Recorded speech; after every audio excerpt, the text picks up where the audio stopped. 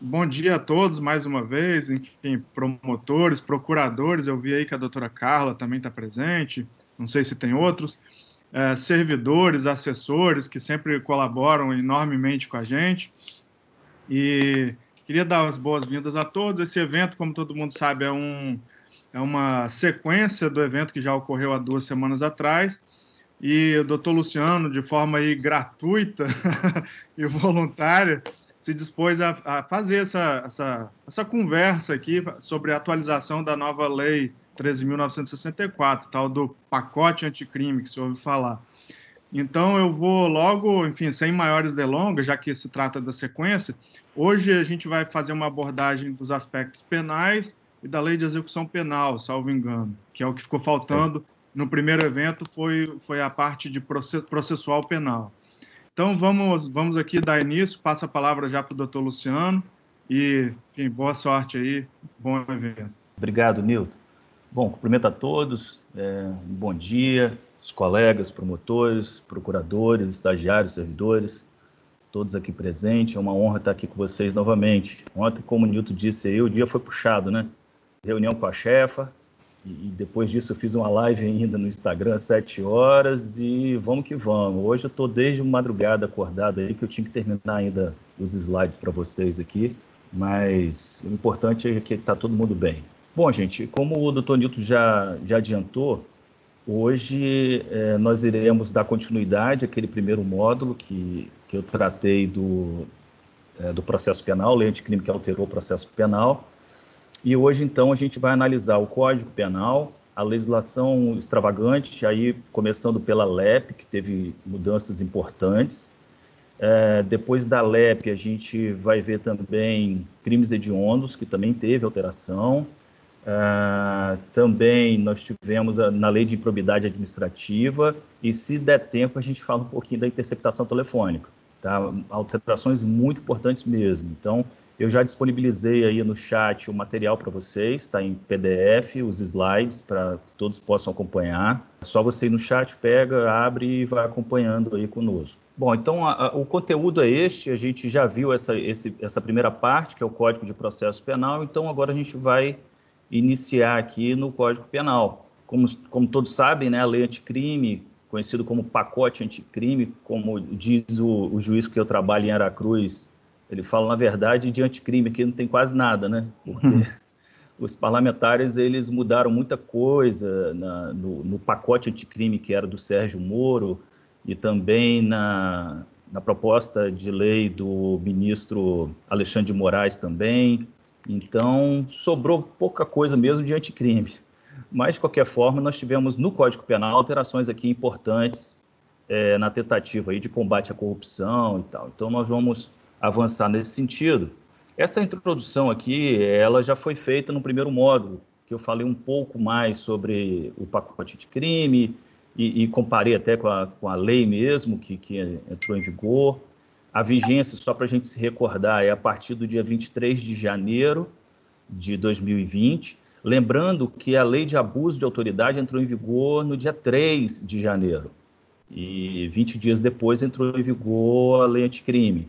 Tá? Isso é importante por causa da parte intertemporal. E alguns dispositivos estão com a sua eficácia suspensa pelas ações diretas de inconstitucionalidades, conforme está aí na tela, 6298 e tal. Com isso, eu não vou perder muito tempo aqui, porque a gente já falou no primeiro módulo, está lá. Então, a primeira parte que a gente vai analisar é o que foi alterado na parte geral do Código Penal. A primeira alteração que foi feita foi no que diz respeito à legítima defesa do artigo 25. Eu coloquei até uma imagem aí, que é chovendo molhado. Essa é uma imagem real do pessoal regando uma árvore ali abaixo de chuva, né? Alguns políticos lá em Brasília regando, sendo que a chuva ali já tinha feito isso. Então, foi totalmente desnecessária essa inclusão do parágrafo único no artigo 25. Então, o que está em azul aí é o que foi colocado, dizendo que, observados os requisitos previstos no caput deste artigo, considera-se também legítima defesa o agente de segurança pública que repele agressão ou risco de agressão à vítima mantida refém durante a prática de crime. Ué, ele já fala, observar os requisitos previstos do caput. Então, não precisava falar mais nada, porque todos que preenchem os requisitos do caput do artigo 25 estão em situação de legítima defesa, então é desnecessário isso. Bom, para não dizer que tem alguma valia ou não, para quem vai fazer concurso público, como eles gostam de inventar moda, eles falaram o seguinte: o caput seria uma legítima defesa genérica e o parágrafo único uma legítima defesa específica. Pronto, aí a doutrina já fez essa divisão aí, mas é invenção de moda, tá certo? Então, mas é importante só a gente saber, então, esses detalhes. Eu sei que tem vários estagiários aqui que vão fazer prova da OAB e concurso aí para frente, então fica essa observação aí. Em relação à execução de multa também, eu estou seguindo na sequência tudo que foi alterado, tá? Então, o primeiro ali do artigo 25 e o próximo foi o artigo 51 do Código Penal, que trata da execução de multa. A execução de multa, ela passou por alguns momentos, né, tanto legislativo quanto de entendimento jurisprudencial. Então, a Lei 9268 de 96, ela modificou o procedimento de cobrança da pena de multa e alterou esse artigo 51, isso antes da Lei Anticrime, passando-se a considerar dívida de valor e aplicando as normas relativas à dívida da Fazenda Pública. Então, aí começou a ter uma discussão na doutrina se isso seria, então, agora executado pelo cível, seria uma sanção cível, ou multa continuaria de cunho penal, enfim. O STJ pacificou o tema, dizendo que se aplicaria a Lei 6.830, que trata da execução da Fazenda Pública, porém continuaria de caráter penal. E agora, com a Lei Anticrime, está agora de forma expressa que, transitada e julgada a sentença condenatória, a multa será executada perante o juiz de execução penal. Continua de caráter penal, tanto é que com a morte do condenado não passa para as pessoas do ascendente, descendente, não morre com ele, né? E continua, então, aí a competência expressa do juiz de execução penal.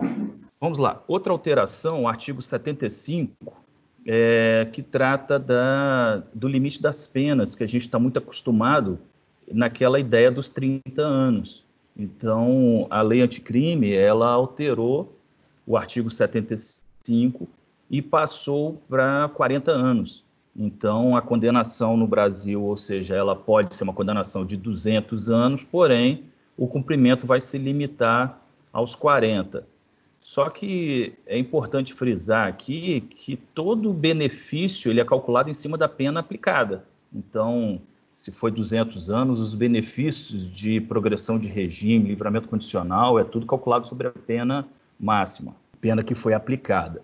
Bom, tem alguma repercussão isso no cenário legislativo nacional? Tem. A lei de migração, a Lei 13.445 de 2017, ela estipula um máximo de 30 anos.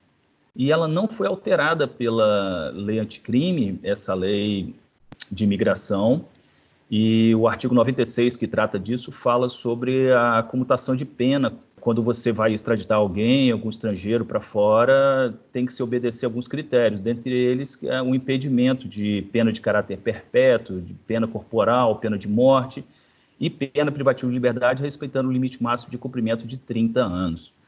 Então, ficaria aí deixaram para trás isso. Eu gosto muito da técnica legislativa de referências, ou seja, ao invés da lei de migração estipular um prazo máximo de 30, ela deveria fazer uma remissão ao artigo 75 do Código Penal, porque uma vez quando se quer alterar algum artigo, altera só em um lugar e ela automaticamente já altera todas as outras leis que a elas fazem referência. Mas não é a técnica que eles muito utilizam aqui no Congresso. Aí fica essa mudança, que às vezes se alteram em uma lei e esquece de outra. Tá? Então, só é importante aí frisar esse limite das penas. Outra alteração importante aí para quem lida com a parte de execução penal foi do livramento condicional. O artigo 83, que trata lá do livramento condicional, que fala do cumprimento de mais de 1/3 da pena se o condenado não for reincidente em crime doloso, tiver bons antecedentes, cumprindo mais da metade se for reincidente em crime doloso e tal. Aí a gente tem que agora observar que foi alterado esse artigo 83 para incluir essa linha B no inciso 3º, dizendo que a pessoa não pode ter cometido falta grave nos últimos 12 meses, que está aí no artigo 83. Então, seria um limitador aí do livramento condicional. Tá? Além do bom comportamento durante a execução da pena, tem que comprovar que ele não cometeu falta grave nos últimos 12 meses. Aí é importante a gente verificar se foi instaurado PAD, se foi juntado isso no procedimento, foi dado direito à ampla defesa, enfim, os rigores da lei. E aí foi considerada essa falta grave, impede a concessão do livramento condicional.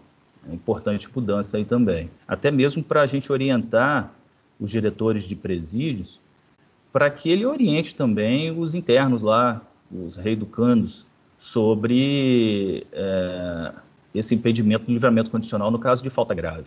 Uma outra alteração importante, sem previsão legislativa no Código Penal anterior, está no artigo 91A, que é um efeito da condenação também. Lembrando que nós temos os efeitos gerais e específicos, 91 e 92, e agora nós temos esse 91A.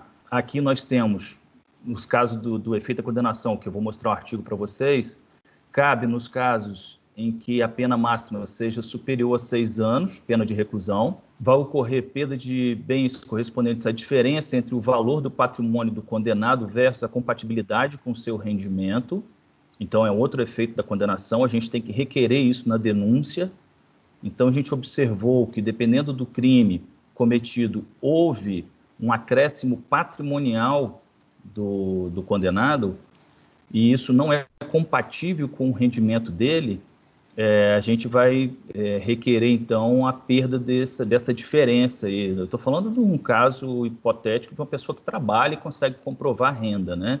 A previsão desse efeito da condenação, ele veio mais para crimes de colarinho branco, só que eles não especificaram isso, então vale para qualquer crime, tá certo? Até homicídio, tráfico, roubo, enfim, todo e qualquer crime, o Ministério Público pode pedir a perda aí desse patrimônio que extrapole a compatibilidade do regimento do condenado. E o mais legal disso tudo é a inversão do ônus da prova, porque cabe ao condenado comprovar a ilicitude desse bem. É lógico que parte da doutrina tem criticado muito isso, dizendo que cabe sempre ao MP fazer essa prova. Só que é uma prova meio que complicada para o MP. Ele vai alegar o fato e é muito mais fácil para o réu ali, para o condenado, ele demonstrar, não, esse bem é lícito, ilícito. Ou seja, seguindo o rigor da lei, há uma inversão do ônus da prova. Eu acho que a gente tem que sempre lutar em relação a isso. Isso vale para bens próprios, que tenham domínio ou benefício direto ou indireto na data da infração, ou recebidos posteriormente, ou ainda transferidos a terceiro a título gratuito, ou mediante contraprestação irrisória após o início da atividade criminal. O artigo 91, que a gente está falando sobre ele, é esse que está aí na tela, 91A. Na hipótese de condenação e tal, todos aqueles requisitos que eu coloquei na tela são esses que aparecem aí. Lá eu coloquei só de uma forma sintetizada, tá? Então, a gente vai dar uma olhada agora nos parágrafos, que aí eu coloquei para vocês na próxima tela. Ó, o parágrafo 2º, que trata da inversão do ônus da prova, ele fala que o condenado poderá demonstrar a inexistência da incompatibilidade ou a procedência lícita do patrimônio. É nesse parágrafo aqui que eu entendo que houve a inversão do ônus da prova, que ele joga para o condenado, parecido com o que temos na lei de drogas. A lei de drogas também tem isso.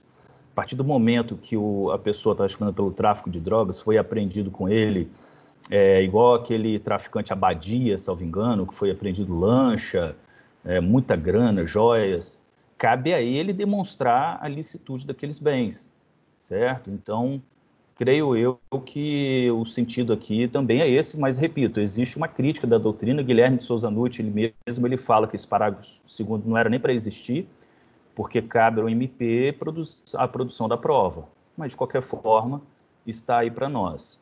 se bater para mim, eu vou bater com o juiz lá de que existe a inversão do ônus da prova, eu estou alegando, aí a parte que vai... É lógico que eu vou mostrar um mínimo de prova de que ele tem aquele bem e que aquilo não é compatível com o patrimônio dele. Isso o MP tem que provar. Agora, quem tem que dizer que aquele bem, por exemplo, veio de herança ou de outra forma, aí sim o acusado. Eu não estou querendo dizer que o MP ele só vai alegar pura e simplesmente. Não, ele tem que alegar e falar, olha, esse bem não é compatível com o rendimento dele, principalmente se a pessoa não trabalha, né? Então, é ela que tem que provar aí qual é a origem desse bem.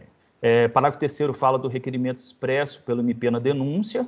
Então, não é um efeito automático da condenação, isso é muito importante para nós. Então, a partir de agora, a gente tem que ficar mais antenado com isso para fazer esse requerimento expresso aí na denúncia. E quando se tratar de organização criminosa, nós tivemos um parágrafo 5º específico, dizendo que os instrumentos utilizados para a prática de crimes por organizações criminosas e milícias deverão ser declarados perdidos em favor da União dos Estados, dependendo da justiça onde tramita a ação, ainda que não ponha em perigo a segurança das pessoas, moral, ordem pública, nem ofereçam um sério risco de ser utilizados para o cometimento de novos crimes. Ou seja, aqui eles pegaram todas aquelas alegações que a defesa muitas vezes colocava nas petições para liberar determinado bem, falando, isso não oferece sério risco de ser utilizado para o cometimento de novos crimes. Imaginemos aqui um imóvel ou até mesmo um veículo. Aqui ele rechaça isso, falando, não, vai ser perdido sim, desde que não haja comprovação por parte da defesa de que aquele bem foi adquirido de forma lícita, vai ser perdido em forma do Estado, desde que seja tramitando aqui no Estado ou a União, se for tramitando na Justiça Federal. Outra alteração que nós tivemos, muito importante aí, do artigo 116. Essa alteração é importantíssima para nós. O que acontece? O artigo 116, ele trata da suspensão da prescrição, correto? Então, nós temos aqui o artigo 116, antes de passar em julgada a sentença final, a prescrição não corre. Então, aqui nós estamos falando daquela prescrição da pretensão punitiva. Aí, já estava, esse inciso primeiro, enquanto não resolvido em outro processo, questão de que depende do reconhecimento da existência do crime, ok, não mudou nada. O 2, enquanto o agente cumpre pena no exterior, salvo engano, na redação antiga era no estrangeiro, mudar aí para exterior. E agora, sim, que interessa para nós, esse inciso terceiro, na pendência de embargos de declaração ou de recursos aos tribunais superiores, quando inadmissíveis, e aí depois eu leio o 4. Vamos parar nesse inciso terceiro primeiro. Vejam bem, o artigo 117 trata da interrupção da prescrição. E no inciso 4, nós temos o último ato que interrompe a prescrição, que era pela publicação da sentença ou acordo condenatório recorrível. Então, era a última causa interruptiva da prescrição da pretensão punitiva. E, de acordo com o STF, conta-se do prazo da sessão de julgamento, conta-se esse prazo aí da sessão de julgamento. Pois bem, então o que acontecia antes? O cara era, vamos supor, absolvido, o Ministério Público recorria, e aí foi dado provimento a esse recurso do MP nos tribunais superiores, e a pessoa, então, foi condenada agora. E aí, a prescrição estava interrompida só até esse momento desse julgamento. Então, a pessoa foi condenada. Dali para frente, não havia mais previsão legal de suspensão da prescrição. Então, o que acontecia? Muitas vezes, quem tinha recurso financeiro ia recorrendo até o infinito e não acabava, né? Eu lembro de Barroso falando sobre isso nas palestras dele, que eram infindáveis esses recursos, as previsões que existem. Então, para limitar isso, colocou-se esse inciso terceiro, ou seja, na pendência de embargos de declaração ou de recursos aos tribunais superiores quando inadmissíveis, ocorre aí suspensão da prescrição. Aí, a doutrina já questiona o seguinte, quando fala em embargos de declaração, esse ou aí quer dizer o seguinte, não corre desde aqueles famosos embarguinhos, que são os embargos de declaração feitos já no juiz de primeiro grau. A maioria da doutrina está entendendo que sim, então desde esses embargos de declaração até mesmo no juiz de primeiro grau, desde que eles sejam inadmissíveis, e também os recursos aos tribunais superiores, entendemos aí, por exemplo, o RE e o RESP, né? Tanto no STF quanto no STJ, desde que sejam inadmissíveis, ou seja, são aqueles recursos protelatórios. Então, a ideia é acabar com a impunidade, o máximo possível, pelo menos pela prescrição. Tá? Então, importante esse inciso terceiro. E o inciso quarto, eu já falei dele um pouco quando eu falei do acordo de não persecução penal, porque também é algo que não existia na resolução 181 do CNMP, que era a suspensão da prescrição enquanto se estava cumprindo o acordo. Então, agora nós temos essa previsão aqui expressa no artigo 116, que ela também não vai correr enquanto não cumprido ou não rescindido o acordo de não persecução penal. Então, isso é importante, isso está ligado diretamente ao artigo 28A do CPP. Agora, essas foram as alterações do Código Penal na parte geral. A gente vai ver agora na parte especial o que foi alterado, né? Primeira alteração aí nós tivemos com o roubo. Então, o roubo, artigo 157, ele sofreu uma alteração em 2018, no parágrafo 2º, pela Lei 13.654. Vejam bem, o roubo na modalidade simples, reclusão de 4 a 10 anos. Aí o parágrafo 2º veio, a pena aumenta de 1/3 até a metade. Aí o inciso 1º ali foi revogado, não sei se vocês lembram, falava em arma. Aí a gente deixou de ter a previsão de arma branca, ficamos sem arma branca no Código Penal do roubo. E eles incluíram aqui, essa Lei 13.654, esse inciso 6º. Se a subtração for de substância explosiva ou de acessórios que, conjunto ou isoladamente, possibilitem sua fabricação, montagem ou emprego. Ok. Já na lei anticrime, aí eles voltaram com a arma branca, colocaram ali de volta que se a violência ou grave ameaça é exercida com emprego de arma branca. Ou seja, nós temos um lapso aí temporal de que se alguém responde com emprego de arma branca, infelizmente não entraria essa causa de aumento. Essa causa de aumento ela vai voltar a ser aplicada a partir do dia 23 de janeiro de 2020, certo? Então, o legislador aí fez essa besteira aí para nós, certo? De ter tirado isso. Seguindo aqui para nós, ainda dentro do roubo, algumas alterações importantes, agora uma causa de aumento de 2/3, então é um roubo circunstanciado aí com causa de aumento, erroneamente chamado de roubo qualificado, mas ele não é uma qualificadora, ele não altera a pena base, ele altera só a causa de aumento. O inciso 1º, se a violência ou ameaça é exercido com um emprego de arma de fogo. Então, pena aumenta de 2/3. A gente vai ver que se essa arma de fogo ela for de uso restrito ou proibido, é em dobro, tá? A pena aumenta ainda mais. Bom, inciso 2º, se há destruição ou rompimento de obstáculo mediante o emprego de explosivo ou de artefato análogo que cause perigo comum, isso não é da lei anticrime, mas como é algo relativamente novo, final de 2018, eu quis deixar aí, isso aí é mais esses roubos a caixa, a banco, né? E parágrafo 2º B, agora sim a lei anticrime, se a violência ou grave ameaça é exercido com emprego de arma de fogo de uso restrito ou proibido, aplica-se em dobro a pena prevista no caput deste artigo. Então, de 4 a 10, nós vamos dobrar isso aí. Pode ser de 8 a 20, uma pena boa aí, considerável, né?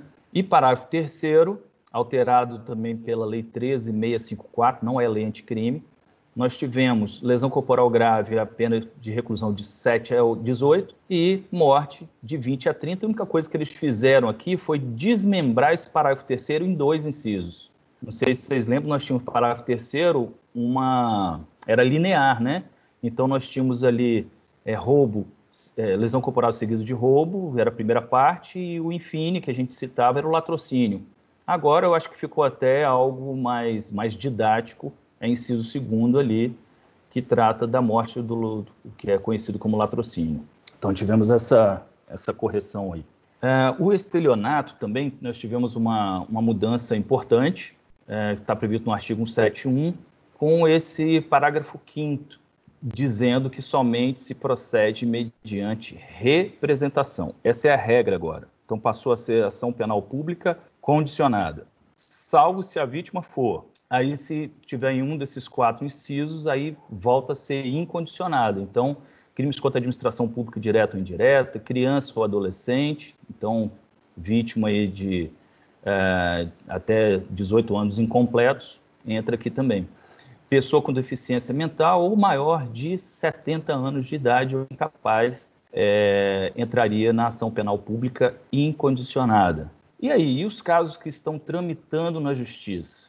Nós temos uma divisão na doutrina, mas, pelo que eu tenho visto, está prevalecendo aquela condição de prosseguibilidade, ou seja, teríamos que abrir vista para a vítima para ela se manifestar se quer se representar ou não neste caso. É o que está prevalecendo, tá certo?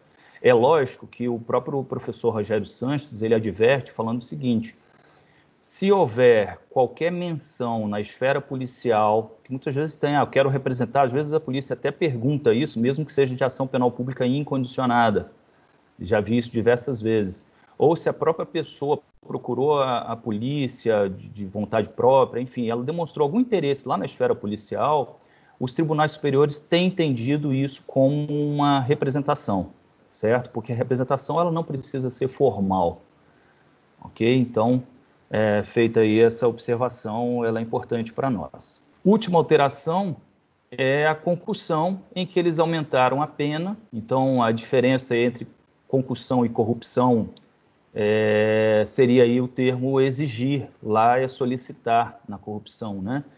Do 317. Aqui exigir para si ou para outro, diretamente, ainda que fora da função antes de assumi-lo, mas em razão dela, vantagem devida. A única mudança que foi a mudança, ao invés de ser 2 a 8, mudou para 2 a 12 anos. A pena mínima ela é muito baixa, né? Então nós temos uma janela muito grande aqui. Perdeu-se a chance aqui de colocar uma pena mínima maior, por exemplo, 4 anos. Impossibilitaria, inclusive, o acordo de não persecução penal.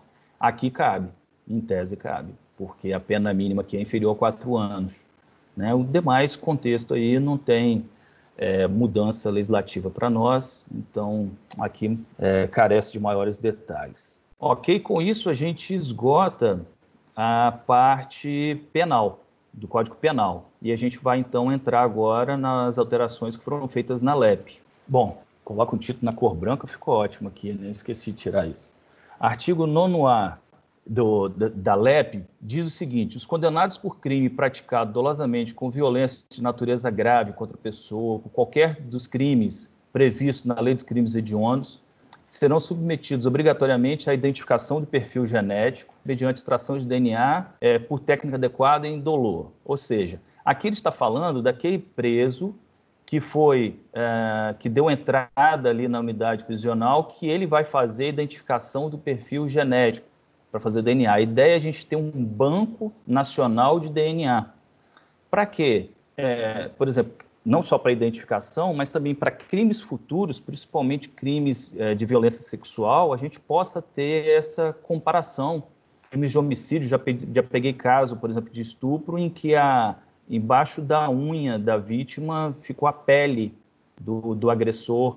Então, foi feito o exame de DNA e tudo, e comprovou que era ele. Então, a ideia aqui é submeter, então, esses condenados, aqui nós estamos falando dos condenados transitados em julgados, tá? Que deram entrada na unidade prisional, vai fazer essa identificação do perfil genético.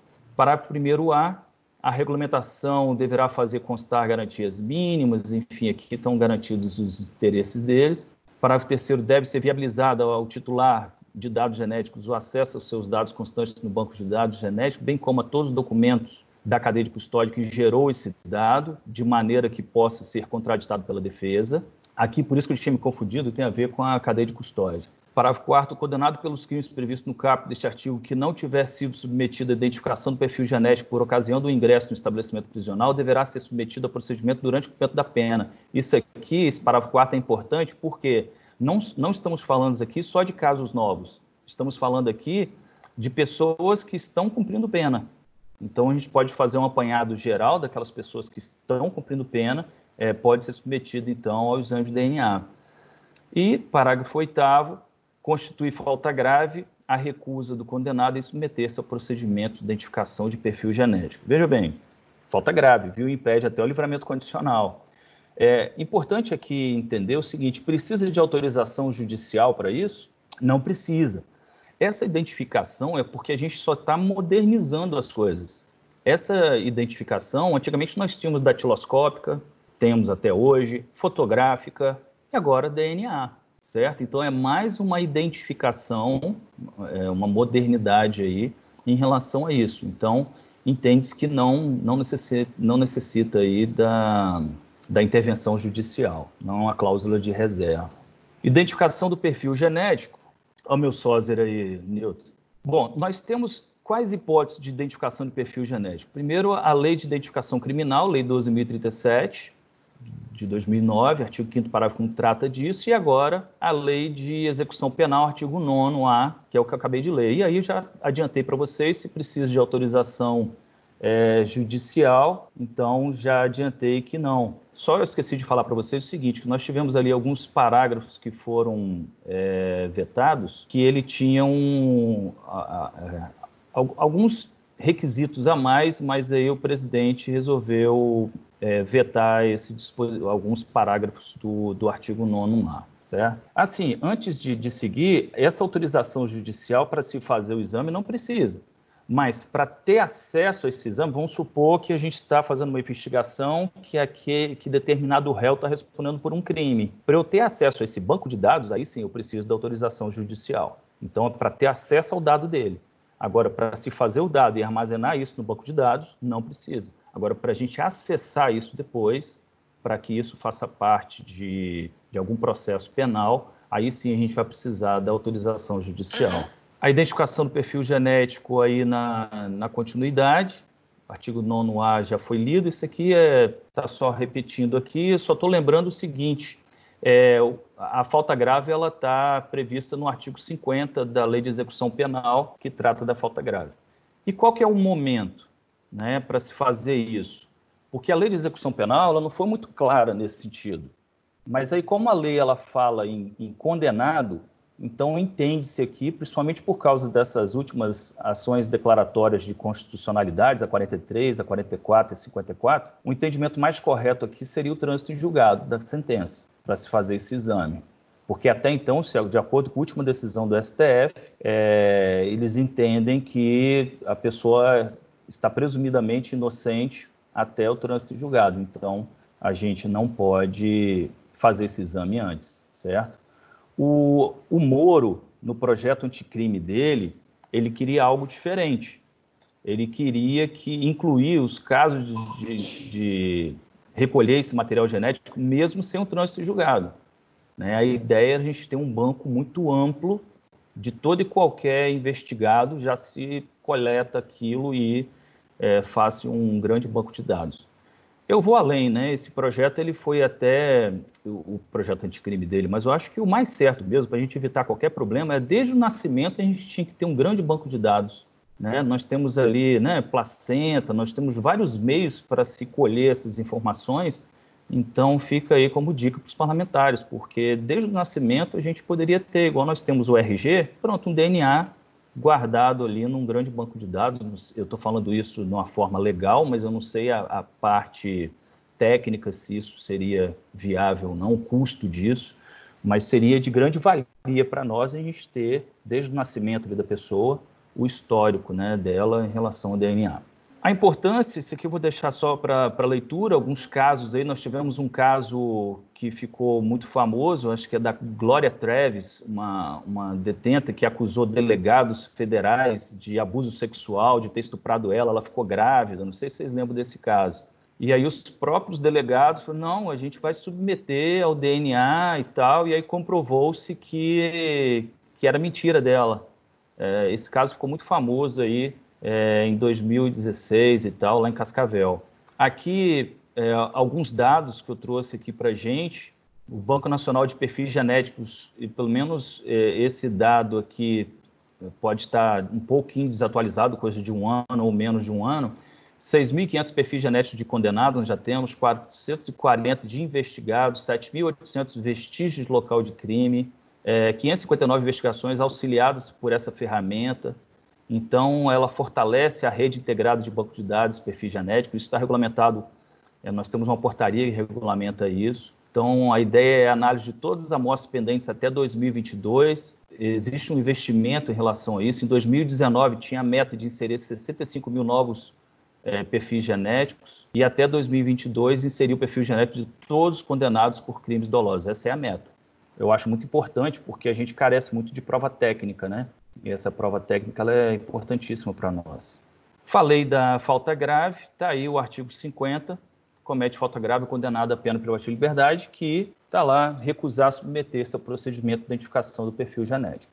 Falando então agora do RDD, Regime Disciplinar Diferenciado, artigo 52, ele também foi alterado, e bem alterado, e a previsão é o seguinte: bom, a prática de fato previsto como crime doloso constitui falta grave e, quando ocasionar subversão da ordem ou disciplina internas, sujeitará o preso provisório ou condenado. Aí eles acrescentaram esse nacional ou estrangeiro para não ter dúvida mesmo, não só o nacional, o estrangeiro também estaria submetido a isso, sem prejuízo da sanção penal, regime disciplinar diferenciado, com as seguintes características. Olha só as alterações. Duração máxima de até 2 anos. Só para a gente lembrar aí, a duração máxima, ele tinha, no inciso 1º, ele falava que a duração máxima era de 360 dias, então era de 1 ano, sem prejuízo de repetição da sanção por nova falta grave da mesma espécie, até o limite de 1/6 da pena aplicada. Essa era a previsão anterior. E agora nós temos aí uma previsão de 2 anos, sem prejuízo da repetição da sanção por nova falta grave da mesma espécie. Então, não tem aquela limitação de 1/6. O inciso 2º fala do recolhimento em cela individual, é igualzinho à redação anterior. O inciso 3º, visitas quinzenais, antes era semanal, agora quinzenal, de 2 pessoas por vez. Antes falava que era 2 pessoas, sem contar as crianças, com duração de 2 horas. Agora fala visitas quinzenais de 2 pessoas por vez, não tem essa em relação à criança, a serem realizadas em instalações equipadas para impedir o contato físico e a passagem de objetos por pessoa da família ou, no caso de terceiro, autorizados judicialmente com duração de 2 horas. Então, continua a duração de 2 horas, continua 2 pessoas. Qual a diferença aqui agora? Ao invés de ser semanal, é quinzenal. Não tem mais a previsão de se contabilizar ou não a criança. Aqui são 2 pessoas, independente se é criança ou não. É a pessoa da família. Se for terceiro, precisa de autorização judicial. Inciso 4. O direito do preso à saída da cela por 2 horas diárias para banho de sol. É igualzinho ao anterior. Só que agora o que está em amarelo aí é o que difere. Em grupo de até 4 presos, desde que não haja contato com presos do mesmo grupo criminoso. Na prática, nós temos uma dificuldade, né, de se fazer isso, mas não misturar aí PCC, cada um no seu quadrado, não é isso? Então, não misturaria aí mesmo grupo criminoso nesse banho de sol. Vai colocar isso separado. Gravação da visita, parágrafo 6º, novidade também, a visita de que trata esse inciso 3º que a gente acabou de ler, será gravada em sistema de áudio ou áudio e vídeo e com autorização judicial fiscalizada por agente penitenciário. Ou seja, a autorização ela só é necessária quando você necessita de que seja fiscalizada por agente penitenciário, porque a gravação em áudio e vídeo não precisa, certo? Da autorização judicial. A autorização judicial aqui é só quando necessária a fiscalização de algum agente ali que vai ficar em cima ouvindo tudo. Parágrafo 7º. Após os primeiros 6 meses de RDD, o preso que não receber a visita, imagina, ficar 6 meses lá sem ter visita, de que trata o inciso 3º do caput deste artigo, poderá. Isso aqui é quando a pessoa não teve visita porque a visita não quis ir lá, certo? Porque não se proíbe a visita. Após prévio agendamento, ter contato telefônico, que será gravado com uma pessoa da família 2 vezes por mês e por 10 minutos. Então, eles botaram um rigor aqui para o RDD, né, violento aí.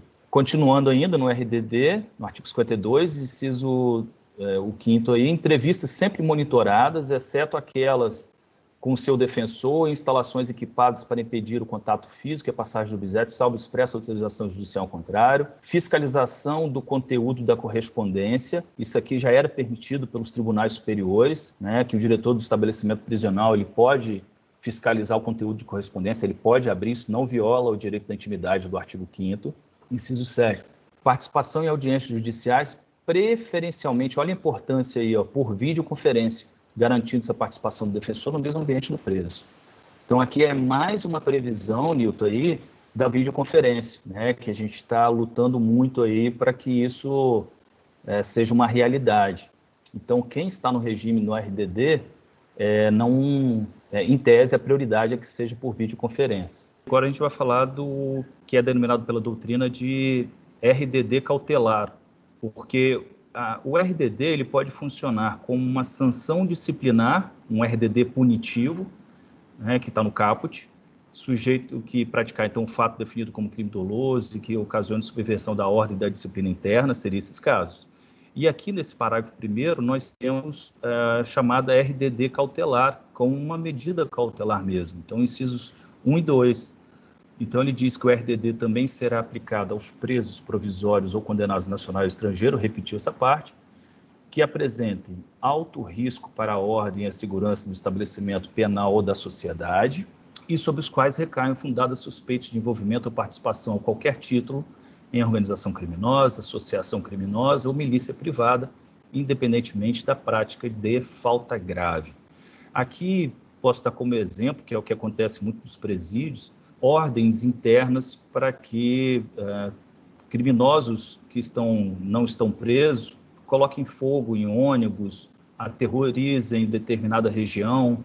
Então, se a ordem está vindo lá de dentro, se comprovou isso, aí pode-se aplicar o RDD nesses casos para essas pessoas. Então, aqui seria uma medida cautelar, né? É importante a gente também ter ciência da existência desse RDD cautelar aí. O RDD, agora, em relação ao presídio federal, é o parágrafo 3º. Existindo indício de que o preso exerce liderança em organização criminosa, associação ou milícia privada, ou que tenha atuação criminosa em 2 ou mais estados da federação, o RDD será obrigatoriamente cumprido no estabelecimento prisional federal. Então, existe essa obrigatoriedade aí pela LEP. E na hipótese da prisão federal, o RDD deverá contar com alta segurança interna e externa, principalmente no que diz respeito à necessidade de se evitar contato do preso com membros da sua organização criminosa, associação ou milícia ou de grupos rivais. Então, aqui é um rigor ainda maior em relação a esses presos de alta periculosidade.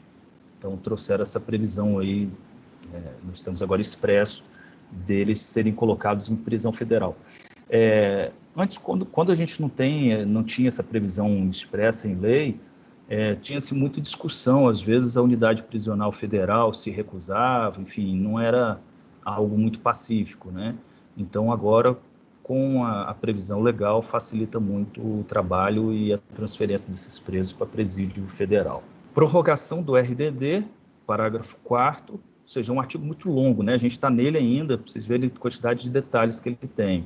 Na hipótese dos parágrafos anteriores, o RDD poderá ser prorrogado sucessivamente por períodos de 1 ano, existindo indícios de que o preso continua apresentando alto risco para a ordem e segurança do estabelecimento penal de origem ou da sociedade, e ainda mantém os vínculos com a organização criminosa, associação criminosa ou milícia privada, considerados também o perfil criminal, a função desempenhada por ele no grupo, enfim, saber se ele exerce uma posição de comando ou não, a superveniência de novos processos criminais e os resultados do tratamento penitenciário. Então, uma outra justificativa aqui para se prorrogar esse período, lembrando que agora são 2 anos e a gente pode prorrogar a cada 1 ano. Então, ele pode permanecer no RDD aí por um período considerável, né? Muito bem, aqui a gente finaliza então o RDD e passa para um assunto que também foi bem alterado, que é em relação à progressão de regime. O artigo 112 da LEP, ele foi totalmente alterado e trouxe agora uma gama de possibilidades de progressão de regime. Antes a gente estava acostumado, vamos lembrar aí os primórdios aí, era 1/6, né? Sempre era 1/6, beleza, até o dia em que o STF julgou inconstitucional a previsão de cumprimento de regime integral da Lei 8.072, isso aconteceu em 2005, aí veio a lei em 2007, publicado dia 27 de março, salvo engano, eu lembro porque é quase o dia do meu aniversário, que é dia 28. Aí Em março, então, eles trouxeram a previsão de 2/5 para crimes hediondos equiparados, se a pessoa for primária, ou 3/5 se for reincidente para crime hediondo. Então, nós temos, então, esses 3 parâmetros: 1/6, 2/5 e 3/5. Agora, nós temos todas essas faixas aí. Vamos lá. O artigo 112, ele vai tratar agora de percentuais. E aí eu fiz a conta aqui, matemática, para ficar mais fácil para a gente. 1/6, que é o que a gente tinha no Código Penal, a pessoa vai conseguir progredir desde que ele seja primário e o crime seja cometido sem violência ou grave ameaça, certo? Então, ele é mais favorável do que a previsão anterior, certo? Eu digo isso porque a possibilidade dele retroagir. 1/5, ou seja, 20% da pena, reincidente, se ele for reincidente, e crime sem violência ou grave ameaça. Isso é mais gravoso, não pode retroagir. 1/4 da pena, ou seja, 25%, se ele for primário, e com o crime cometido com violência ou grave ameaça. É mais gravoso também, não pode retroagir. Então, percebam que os 2 primeiros, a gente vai diferenciar sempre assim, primário e reincidente, tá vendo? E o primário, a melhor das hipóteses é quando o crime é cometido sem violência ou grave ameaça, um furto, por exemplo. Já um roubo não se enquadra aqui. Um roubo a progressão já vai cair aqui num quarto, se ele for primário, né? E se ele for reincidente, já vai para 30%. Que aí é difícil a gente colocar uma fraçãozinha ali. Reincidente e crime com violência ou grave ameaça. Então, um cara que comete um roubo e ele é reincidente. Então, progressão de regime com 30% de cumprimento da pena. Crime hediondo para primário não mudou. Eles preveem ainda 40%, que é exatamente 2/5, como era antes. Então, não mudou isso. Se for primário mais crime hediondo e se houver morte, é vedado o livramento condicional. A gente até estudou isso quando eu falei do CPP. Livramento condicional, então, fica vedado aqui. 50% da pena, se ele exerce comando de organização criminosa estruturada para crime hediondo, ou ainda crime de constituição de milícia. Então, vai progredir depois de cumprir metade da pena. 3/5, reincidente na prática de crime hediondo ou equiparado. Aqui ele é um reincidente específico. E 70%, que é a pior das hipóteses, quando ele é reincidente em crime hediondo e há morte também. Aí aqui e ainda veda-se o livramento condicional e a progressão de regime dele, então, é 70% do cumprimento da pena. Então, se o cara foi condenado ali a 10 anos, ele vai ter que cumprir 7 no fechado para, então, progredir. É bastante tempo de tranca aí, tá? Como eles dizem, né? Então, importante alteração aqui do CPP, sugiro pegar essa tabelinha aí, dar uma colada lá na parede, que ela vai facilitar bastante na hora da análise lá para o estagiário dar uma olhada e tudo, ajudar a gente, o assessor, né? Porque eu simplifiquei aí o artigo 112 todo aqui nessa tabelinha. Parágrafo 1º do artigo 112 diz que, em todos os casos, o apenado só terá direito à progressão de regime se ostentar ainda boa conduta carcerária, isso também já tinha essa previsão antes, comprovado pelo diretor de estabelecimento, respeitadas as normas que vedam progressão. Engraçado, ele colocou aqui, respeitadas as normas que vedam progressão, mas isso, mesmo com a lei anticrime, a gente já sabe que o STF proibiu, né, o regime inteiramente fechado, então nós não temos hoje normas que vedam progressão, eles não fizeram essa correção. Parágrafo 2º, a decisão do juiz que determinar a progressão de regime será sempre motivada e procedido de manifestação do MP e do defensor, procedimento que também será adotado na concessão do livramento condicional, induto e comutação de penas, respeitados os prazos previstos nas normas vigentes. Parágrafo 5º, não se considera hediondo equiparado para fim desse artigo. Agora ficou claro que o parágrafo 4º do artigo 33 não é hediondo, isso antes era jurisprudência, né, do STF, e agora está expresso aí que não se considera hediondo o tráfico privilegiado. Permitindo, inclusive, foi uma pergunta aqui de um primo meu que é advogado, perguntando se era possível o acordo de não persecução penal. Acabou de mandar uma mensagem para mim, no caso do tráfico. Caberia nesse caso aqui, do parágrafo 4º. Parágrafo 6º, o cometimento de falta grave durante a execução da pena privativa de liberdade interrompe o prazo para obtenção da progressão no regime de cumprimento de pena. Então, a gente sabe que interromper é zerar, zera, começa a contar de novo. Caso que o reinício da contagem do requisito objetivo terá como base a pena remanescente. Então, importantes alterações aí também do artigo 112 da LEP. Uma alteração também muito importante, que é a condenada gestante, mãe ou responsável por criança, do parágrafo 3º, que ela foi alterada, na verdade, pela Lei 13.769 de 2018, que diz o seguinte, no caso de mulher gestante ou que for mãe ou responsável por crianças ou pessoas com deficiência, os requisitos para a progressão de regime são, cumulativamente, aí, ou seja, ela só vai conseguir ali progredir nesses casos, ou não ter cometido crime com violência ou grave ameaça à pessoa, não ter cometido o crime contra seu filho dependente, terceiro, ter cumprido ao menos 1/8 da pena do regime anterior, ou seja, mais benéfico. A doutrina até fala que esse inciso terceiro, na verdade, deveria estar no caput, né? Então, teria que estar ali, no caso de mulher gestante, ou que for mãe ou responsável por criança ou pessoas com deficiência, após o cumprimento de 1/8 da pena do regime, aí continua, né? Mas eles colocaram isso no inciso terceiro. Inciso 4, se primária e ter bom comportamento carcerário comprovado pelo diretor do estabelecimento, não ter integrado a organização criminosa. E o parágrafo 4º, o cometimento de novo crime doloso ou falta grave implicará a revogação do benefício previsto nesse parágrafo 3º. Então, aqui nós temos essa alteração também em relação a mulher que é gestante, né, condenada gestante, mãe ou responsável por criança, ela teria uma progressão aí de 1/8. É uma progressão mais benéfica. Então, na verdade, esse 1/8 teria que estar lá naquela tabelinha também. Acabei não colocando. É um caso mais específico. Vou lembrar aqui o seguinte, que eu vou falar de crimes hediondos na sequência, e lá nos crimes hediondos, nós temos uma nova redação do artigo 2º, parágrafo 2º, em relação à progressão de regime também. Então, a doutrina entende que se aplica aqui esse parágrafo 3º e o 4º da LEP também a condenada gestante que tiver cometido um crime previsto lá na Lei 8.072. Então, quando eu for falar lá, eu volto nesse assunto.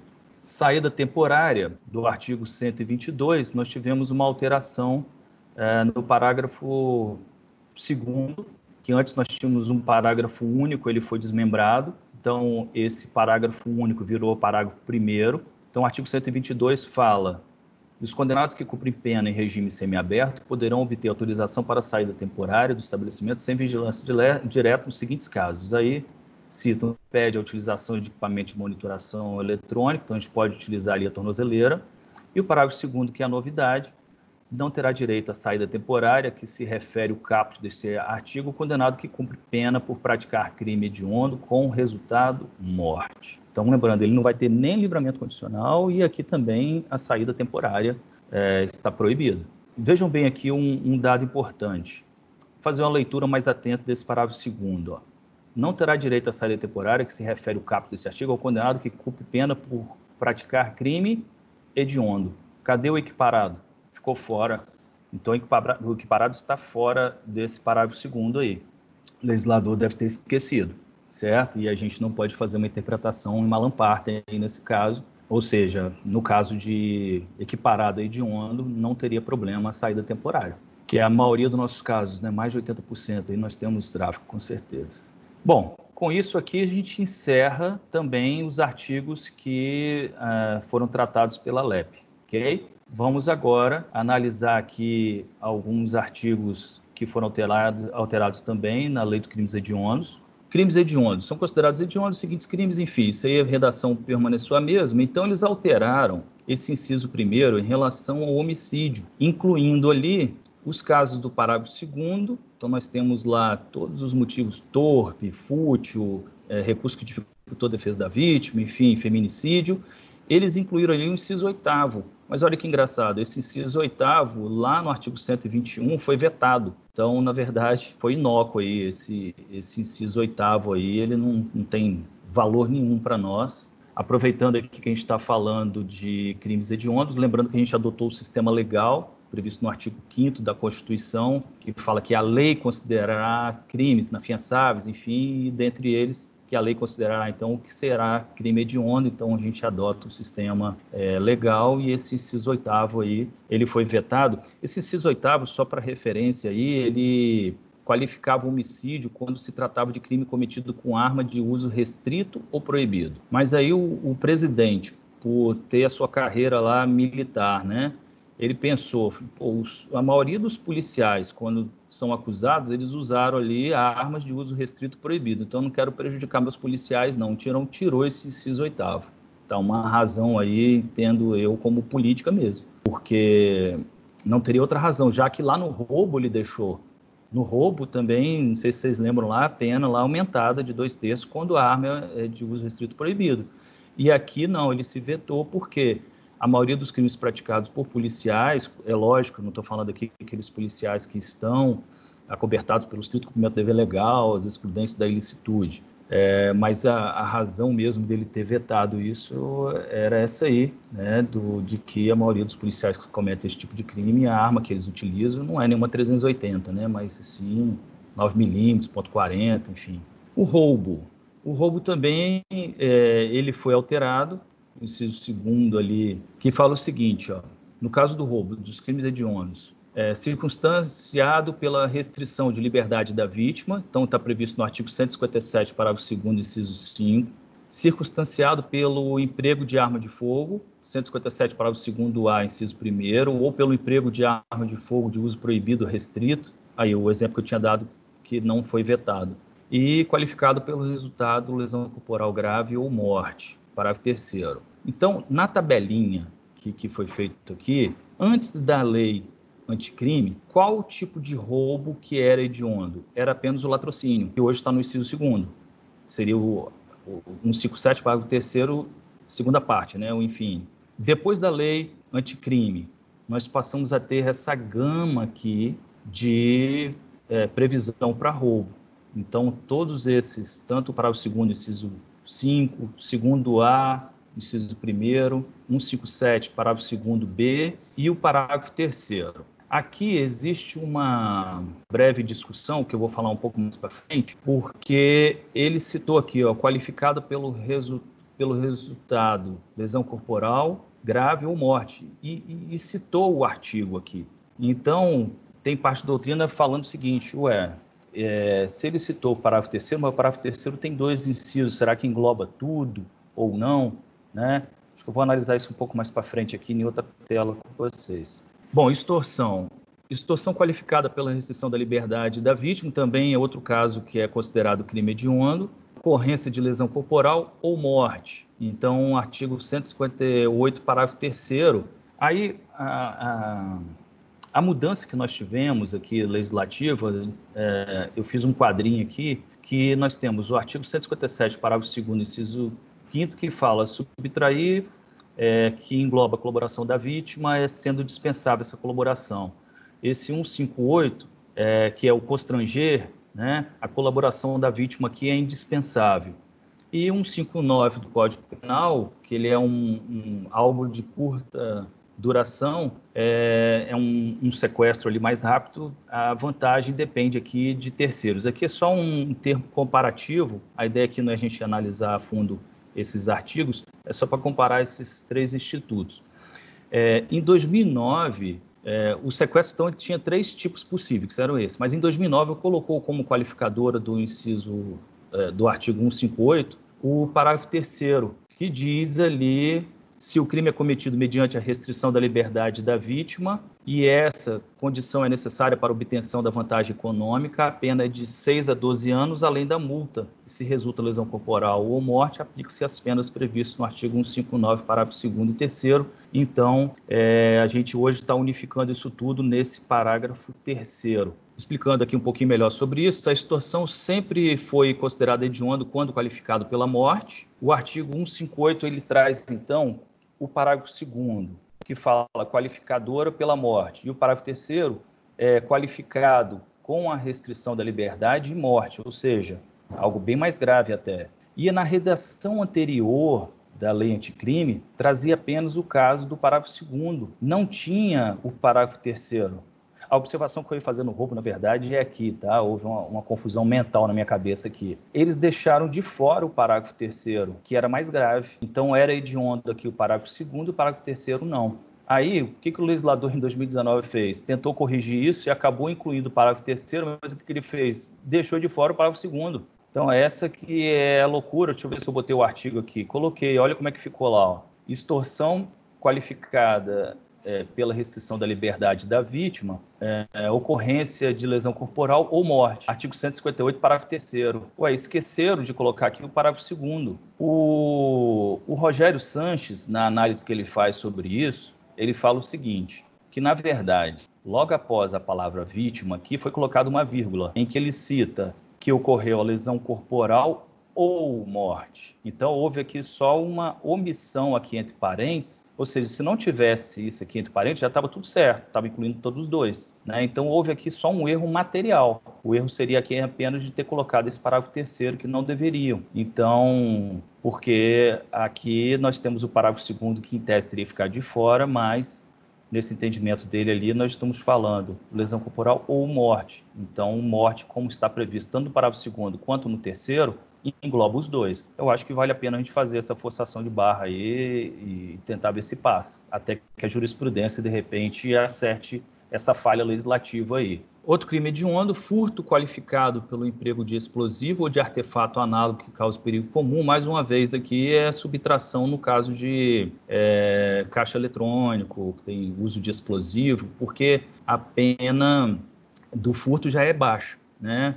Até que esse parágrafo 4º a gente aumentou um pouquinho mais a pena. Eu coloquei aí para vocês, 155, parágrafo 4º-A, incluído pela Lei 13.654, aumentou a pena nesses casos aí de 4 a 10 anos e multa se houver emprego de explosivo ou de artefato análogo que cause perigo comum, e ainda passa a ser, então, hediondo nesse caso. Então, é interessante isso. Só que o legislador, ele também esqueceu de colocar, aqui a gente já está apontando várias falhas, né, que nós tivemos nessa lei anticrime, não colocou o roubo no caso de emprego de explosivo ou de artefato. Então, nesse caso do roubo, não entra aqui, não é hediondo. É uma falta de proporcionalidade, né? Então, no caso do furto é hediondo, mas do roubo não, porque houve uma omissão legislativa. Parágrafo único. Consideram-se também hediondos, tentados ou consumados, e aí aumentou-se bastante essa gama de crimes também considerados hediondos. O genocídio, crime de posse ou porte ilegal de arma de fogo de uso proibido, previsto no artigo 16. Lembrando que esse artigo 16 a gente não vai ver hoje, mas ele também foi alterado. Então, aqui, apenas o artigo 16, parágrafo 2º do Estatuto é hediondo, tá? Porque é ele que trata do uso proibido. Houve uma alteração também pela Lei Anticrime no Estatuto de Desarmamento. Inciso 3º, o crime de comércio ilegal de arma de fogo previsto no artigo 17. Crime de tráfico internacional de arma, acessório e munição, previsto no artigo 18, tudo Estatuto de Desarmamento, isso aí. E o 5º, o crime de organização criminosa, quando direcionado à prática de crime hediondo ou equiparado. Lembrando que o artigo 2º, parágrafo 2º da Lei de Crimes Hediondos foi totalmente revogado pela Lei Anticrime, porque agora está tudo previsto no artigo 112 da LEP. Agora ele faz referência totalmente à LEP, à técnica legislativa que eu sou mais favorável. Acho melhor assim, porque aí a gente se concentra em um único artigo que regula todas as normas. Quando se quiser alterar a progressão de regime, altera 112, ele já altera tudo, né? Fica muito melhor assim. Então, o parágrafo 2º que existia aqui na Lei de Crimes Hediondos, que tratava da progressão de regime, ele foi incluído em 2007, quando falava 2/5, 3/5, ele foi revogado e agora faz remissão àquela tabelinha que eu coloquei para vocês do artigo 112. Está aí o Estatuto do Desarmamento, que eu falei para vocês que ele foi alterado, artigo 16, aí o parágrafo 2º, que trata se as condutas descritas no caput, no parágrafo 1 desse artigo, envolverem arma de fogo de uso proibido, a pena de reclusão de 4 a 12 anos, incluído aí pela lei anticrime, certo? Importante esse detalhe aí para nós. Estabelecimento prisional está previsto no parágrafo 3º, eu só coloquei aqui por causa da mudança do pacote anticrime, que mudou isso, porque aqui no parágrafo 3º da Lei de Crimes Hediondos fala que a União manterá estabelecimentos penais de segurança máxima destinados ao cumprimento de penas impostas a condenados de alta periculosidade, enfim. Só que o funcionamento dos presídios federais, ele é regulado pela Lei 11.671 de 2008, e antes do pacote anticrime, apenas a União tinha competência para construir e manter presídios dessa natureza, e agora, com a lei anticrime, os estados e o Distrito Federal também estão autorizados a construir estabelecimentos penais de segurança máxima, ok? Então, foi uma alteração também da lei anticrime. Então, esse parágrafo 3º, numa interpretação sistemática, não cabe apenas à União, mas também os estados do Distrito Federal, na forma da Lei 11.671 de 2008, que ele pode construir presídios aí de segurança máxima. A gente está avançando agora, com isso a gente conclui a Lei de Crimes Hediondos e passamos a ver a Lei de Improbidade Administrativa, que também foi alterada. Então, a lei anticrime, ela não alterou apenas leis de cunho estritamente criminal. Aqui nós tivemos aqui uma lei civil. Então, a Lei 8.429 de 92, ela foi alterada, incluindo ali o artigo 17 da Lei de Improbidade, que diz o seguinte: seria o acordo de não persecução civil. Ao invés do nosso ANPP, acordo de não persecução penal, nós temos a previsão de acordo de não persecução civil. Artigo 17, a ação principal, que terá o rito ordinário, será proposta pelo Ministério Público, pela pessoa jurídica interessada. Então, aqui, olha a legitimidade, tanto do MP quanto a pessoa jurídica interessada, aquela que foi lesada, dentro de 30 dias da efetivação da medida cautelar. Parágrafo 1º, as ações de que trata este artigo admitem a celebração de acordo de não persecução civil nos termos desta lei. Vejam bem, o artigo 17, parágrafo 1º, nós tínhamos antes algo completamente ao contrário nesse parágrafo 1º. Nós tínhamos aqui a vedação completa de transação, acordo ou conciliação nas ações de que trata a Lei dos Crimes Hediondos, do artigo 17. Só que o final ele fala, nos termos desta lei, essa regulamentação ela seria feita pelo artigo 17A. Só que o artigo 17A ele foi vetado pelo presidente da República. Então, em tese, a gente tem uma previsão de acordo de não persecução civil, mas a regulamentação disso foi vetado pelo presidente. Bom, o que a doutrina entende? Antes disso, mesmo antes da lei anticrime, nós tínhamos duas posições na doutrina. Uma que era completamente contrária a qualquer tipo de acordo na esfera civil e outra que era favorável, certo? Aqui entendia, pela vedação de acordo, dizia que os bens jurídicos tutelados pela lei de probidade, patrimônio público, moralidade pública, são indisponíveis e apenas o juiz seria apto à aplicação das sanções ali previstas, né? O famoso brocado nula pena sine iudicio.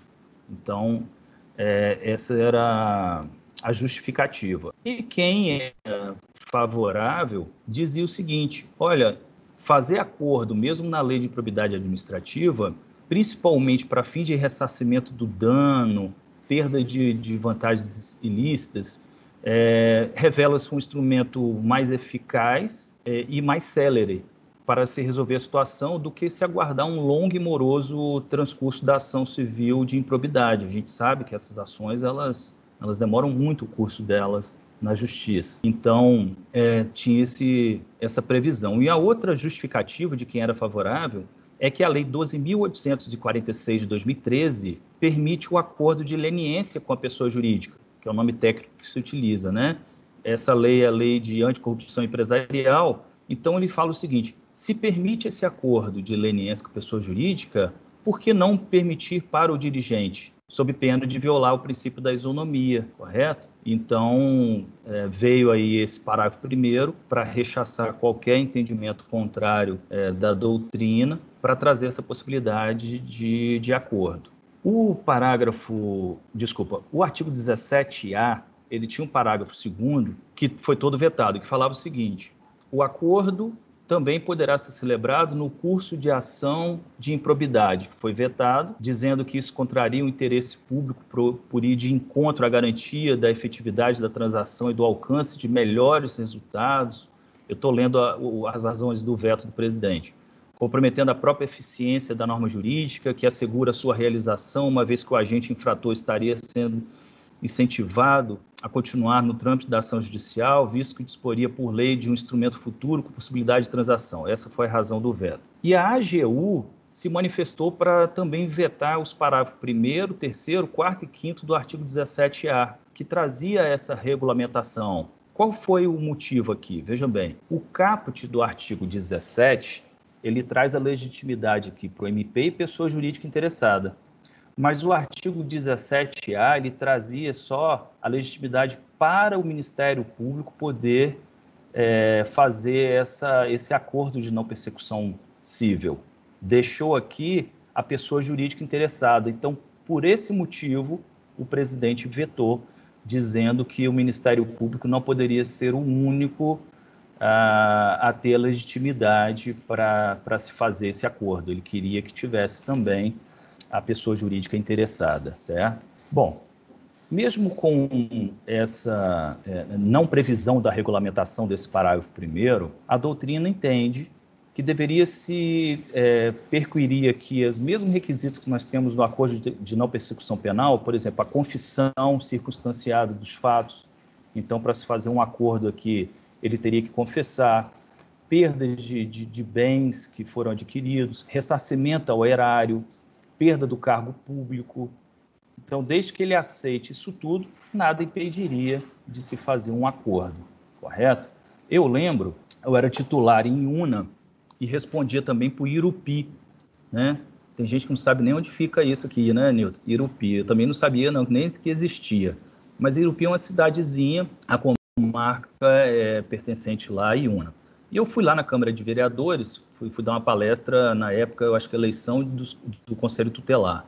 E aí uma senhora me abordou, era filha do presidente da Câmara lá. Ele responde por improbidade administrativa. E ele teve vários bens embargados, vários bens imóveis. E aí eles queriam fazer uma divisão, não sei se ele queria doar esse bem para os filhos e tal. Ele falou o seguinte: poxa, não tem como a gente fazer um acordo? Vamos ver qual o valor que o Ministério Público está apurando aí. Vamos imaginar, é R$1 milhão que ele teria que devolver. Mas está tudo suspenso que vale 2 milhões. Olha, eu concordo então em devolver esse 1 milhão. Eu devolvo esse 1 milhão para a justiça, perco tudo, ou seja, vamos antecipar essa sentença? E aí eu conversei com o juiz, na época do Dr. Áquil, e ele concordou até, ele falou, olha, a gente pode fazer, vamos marcar então, fazer esse acordo aqui. Na verdade, o que a gente ia fazer? Uma antecipação da sentença condenatória.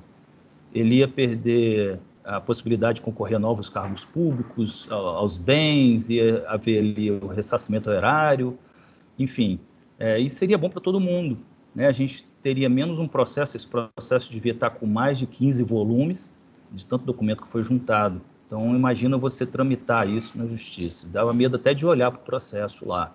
Mas, infelizmente, eu acabei me removendo lá de Una, não sei em que pé que deu isso aí, acabamos não resolvendo essa situação, mas seria um caso prático que o próprio acusado ali veio me procurar. O parágrafo 10A foi incluído aí pela lei também anticrime, dizendo que, havendo a possibilidade de solução consensual, poderão as partes requerer ao juiz a interrupção do prazo para contestação por prazo não superior a 90 dias. E, então, a gente tem um entendimento, então, que esse acordo de não persecução civil, ele pode ser feito a qualquer tempo, na forma do artigo 139, inciso 5º do Código de Processo Civil, e fica condicionado apenas à homologação judicial na forma do artigo 515, inciso 2º, do CPC, então vale até o trânsito em julgado. E o acordo de não persecução penal, lá do artigo 28A, a gente sabe que não tem essa previsão aí de ser a qualquer tempo, ao contrário do acordo de não persecução civil, né? Existe uma discussão em relação ao acordo de não persecução penal. E aí, para a gente finalizar, vamos falar um pouquinho sobre a interceptação telefônica, Lei 9296 de 96. Ela trouxe algumas alterações, artigo 8º-A, dizendo o seguinte: para investigação ou instrução criminal, poderá ser autorizada pelo juiz, a requerimento da autoridade policial ou do MP, a captação ambiental de sinais eletromagnéticos, ópticos ou acústicos. Quando? Primeiro, eu lembro, Nilton estava presente também, no último congresso que nós tivemos, acho que foi em Goiânia, que o agora ex-ministro Sérgio Moro deu uma palestra para nós lá na inauguração, na entrada, né? E ele falou exatamente isso, sobre essas inovações e essas necessidades da captação ambiental. Porque hoje em dia a interceptação telefônica, o povo está falando mais pelo WhatsApp, pelo áudio do WhatsApp, dificilmente cai hoje numa interceptação telefônica. Olha, a nossa investigação ela tem que se inovar. E aí eu lembro que ele citou exatamente a captação ambiental. Nós temos recursos hoje de utilizar equipamentos eletrônicos que captam áudio a uma certa distância e a gente consegue nitidamente ouvir isso. Então, nós estamos falando desse tipo de captação aqui. O conceito da captação ambiental é a conversa ocorrida em um certo local, não pelo telefone nem por carta, obviamente, que nós estamos falando de uma conversa aqui num bar, numa padaria, num shopping, normalmente eles utilizam, possibilitando o contato pessoal entre os interlocutores, enquanto uma delas colhe, por qualquer meio, a gravação de voz, registro de imagem fotográfica, filmagem, é o que se passa ali entre ambos. Bom, os pré-requisitos, eles são parecidos com o da interceptação telefônica. A prova de não puder ser feita por outros meios disponíveis, igualmente eficaz. Então, no nosso requerimento, a gente fala que a gente esgotou os outros meios de prova. Então, a gente tem que demonstrar isso. 2, quando houver elementos probatórios razoáveis de autoria e participação em infrações criminais cujas penas máximas sejam superiores a 4 anos. Então, aqui nós temos um critério objetivo, ou infrações penais conexas. Parágrafo 1º, o requerimento deverá descrever circunstanciadamente o local e a forma de instalação do dispositivo de captação ambiental.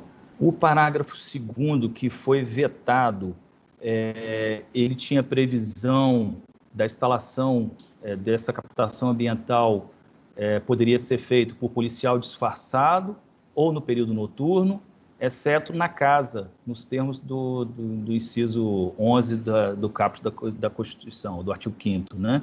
O presidente vetou falando o seguinte, como está previsto aqui a casa, ou seja, fazendo uma exceção à casa da pessoa, eles entenderam que isso seria um impedimento de se instaurar na casa da pessoa, mas na verdade não era isso.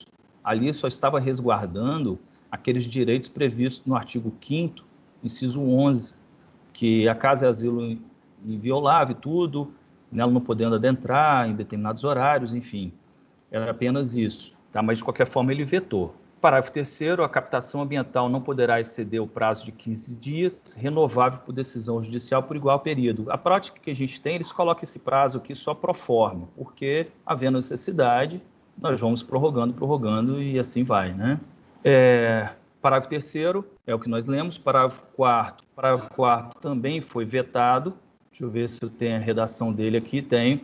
Que fala que a captação ambiental feita por um dos interlocutores sem o prévio conhecimento da autoridade policial ou do Ministério Público poderá ser utilizada em matéria de defesa quando demonstrada a integridade da gravação.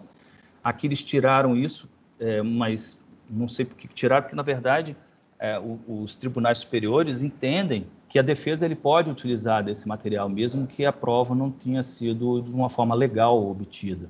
A gente teria que ver o interesse de liberdade da pessoa ou o interesse da prova legítima. Os tribunais superiores admitem esse tipo de prova para defesa. Mas aí foi vetado isso. E o parágrafo 5º aplica subsidiariamente a captação ambiental às regras previstas na legislação específica para interceptação telefônica e telemática. Por isso que eu falei que os requisitos aqui são bem similares à interceptação telefônica. Vamos seguir um pouco mais. O artigo 10 constitui crime, isso aqui veio com a lei de abuso de autoridade, que entrou em vigor no dia 3 de janeiro de 2020, dizendo: constitui crime realizar interceptação de comunicações telefônicas de informática ou telemática, promover escuta ambiental ou quebrar segredo da justiça sem autorização judicial ou com objetivos não autorizados em lei, reclusão de 2 a 4 anos e multa. E o parágrafo único, aí pega para o juiz aí. Incorre na mesma pena a autoridade judicial que determina a execução de conduta prevista no caput deste artigo com objetivo não autorizado em lei. Então, foi incluído aqui pela lei de abuso de autoridade. E aí o artigo 10A diz, agora sim pela lei anticrime, realizar captação ambiental de sinais eletromagnéticos, ópticos ou acústicos para investigação ou instrução criminal sem autorização judicial, quando esta for exigida, é a mesma pena. Parágrafo 1º, não há crime se a captação é realizada por um dos interlocutores, a gente sabe que isso é válido. Parágrafo 2º, a pena será aplicada em dobro ao funcionário público que descumprir a determinação de sigilo das investigações que envolvam a captação ambiental ou revelar o conteúdo das gravações enquanto mantido o sigilo judicial. Vocês sabem muito bem que esse parágrafo 2º aqui tem a ver muito com aquela liberação dos áudios pelo então juiz federal à época, Sérgio Moro, a conversa da Dilma com Lula. Enfim, os parlamentares foram e colocaram esse parágrafo 2º aí, então tem todo um cunho aqui também para dar uma alfinetada nele, certo? Esse artigo 10A. Lembrando que o artigo 10, então, ele entrou em vigor no dia 3 de janeiro, e já no dia 23 entrou esse artigo 10A. Com isso, senhoras e senhores, eu encerro, estou aberto aí a questionamentos, agradecendo mais uma vez aí a paciência de vocês. Eu vou me ater aqui ao chat, conforme combinado. A doutora Gisele mandou aqui a primeira pergunta. Vou fazer a leitura aqui. No caso do inciso 3º do artigo 116 do Código Penal, em que fala nas hipóteses de recursos inadmissíveis, que você relatou aí a questão da interrupção da prescrição. Seria somente o caso dos recursos não conhecidos ou também abarcaria aqueles recursos não providos? Não, muito boa pergunta dela. Seriam os não conhecidos. Seriam os não conhecidos, tá? Isso é a interpretação que o Guilherme de Souza Nutti, pelo menos, fez. A doutrina que eu li em relação a esse assunto seria que, quando a gente fala inadmissível, é aquele que não foram conhecidos, ficou uma tecnia ali, né? São aqueles recursos meramente protelatórios. Então, a ideia é essa. Se foi para mérito, aí ele foi conhecido, aí é válido, correto? Correto. Então tá, não, ficou esclarecido.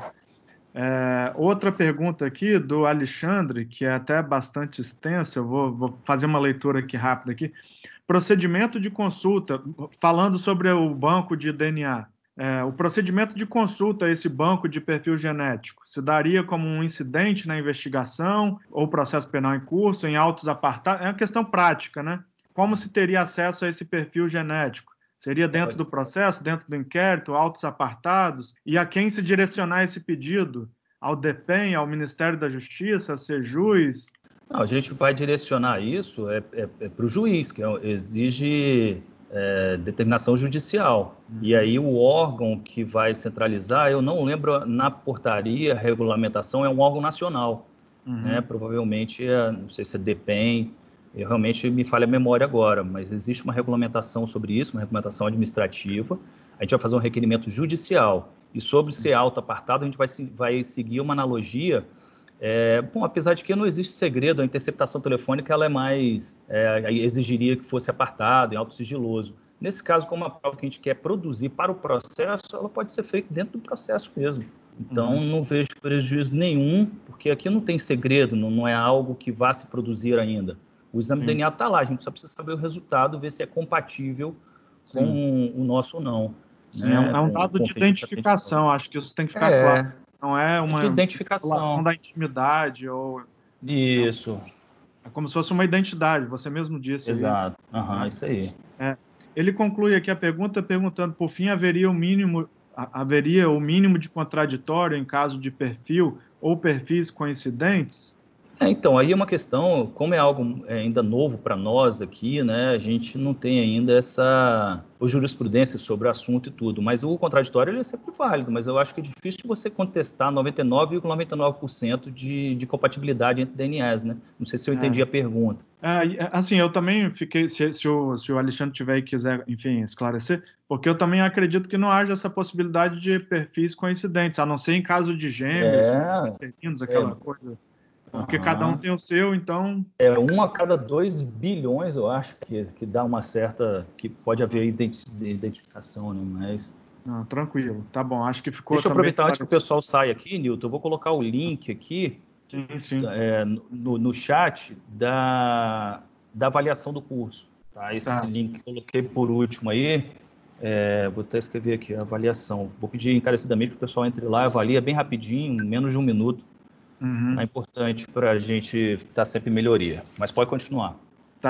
Por último, tem 2 perguntas aqui da Maria Aparecida. Ela pergunta que se a regra mudou, as regras de porcentagem para progressão, me desculpe. Progressão de regime. Progressão. Reincidente mais crime hediondo. Antes da modificação da lei, a fração era de 3/5. Isso mudou? É a pergunta. Não, nós estamos lá com 60%, que é a mesma coisa.